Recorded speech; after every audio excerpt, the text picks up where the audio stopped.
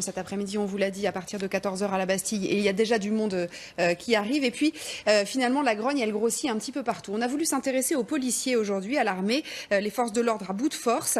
William Molinier est allé rencontrer hier un policier. Il vit dans les Yvelines. Il s'appelle Stéphane Lantz. Il est brigadier. Et il a décidé de nous raconter ses peurs. Surtout, il a décidé de le faire à visage découvert, alors qu'il prend des risques vis-à-vis de sa hiérarchie. Écoutez-le. On prend des mesures personnelles de sécurité, on sécurise sa famille, on prend de la distance par rapport au lieu de travail. Par exemple, moi j'ai déménagé à plus de 80 km de mon lieu de travail parce que voilà, je ne me sentais pas trop en sécurité dans mon département. Enfin voilà, et depuis Magnanville, ça me conforte et je me dis voilà, que plus loin de mon lieu de travail je suis, et mieux je sécurise ma famille et moi-même. Alors c'est terrible d'entendre ça, c'est-à-dire que depuis l'attentat dans les Yvelines, il veut habiter le plus loin possible de son travail parce qu'il veut surtout pas prendre de risques. Il a fait partie d'un mouvement l'année dernière, je ne sais pas si vous vous souvenez, des policiers avaient manifesté qui étaient hors syndicat, hors tout.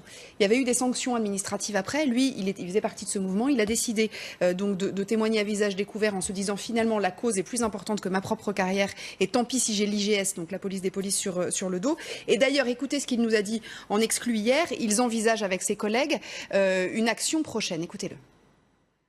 Après, il y a d'autres actions qui seront entreprises. On est en train d'en débattre entre nous. Mais une très prochaine qui risque, à mon avis, de faire un petit peu de bruit.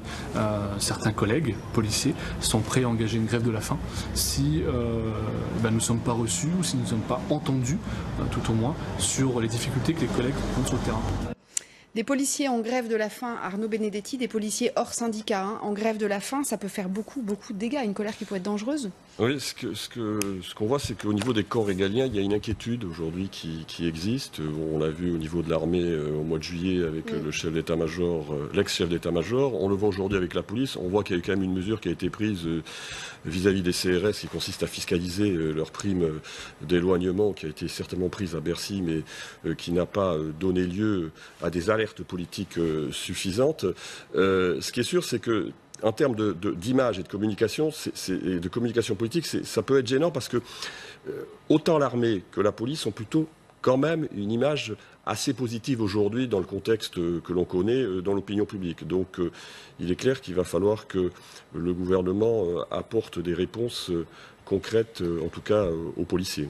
Il y a ça, mais il y a aussi une réalité qui devient de plus en plus impressionnante et troublante. C'est les terroristes contre les forces de police et les gendarmes et des groupuscules d'extrême gauche. Je ne sais pas comment il faut les appeler autrement. Je ne sais pas d'où ils viennent. J'espère qu'on ne les verra pas cet après-midi en marge de la manifestation organisée par Jean-Luc Mélenchon, dont l'objectif avoué, public, et de s'attaquer aux policiers ou aux gendarmes. C'est quand même une donne qui insécurise, et d'ailleurs, celui qu'on entendait le disait en espérant, s'éloignant géographiquement, mettre sa famille à l'abri. C'est quand même une donne nouvelle. Bien entendu. Olivier ? Oui, non, mais c'est très important parce qu'en réalité, les policiers, comme les militaires d'ailleurs, sont les premiers défenseurs de l'autorité de l'État, de l'ordre établi. Absolument. Et par conséquent, le ver est dans le fruit, là, à proximité de la tête de l'État.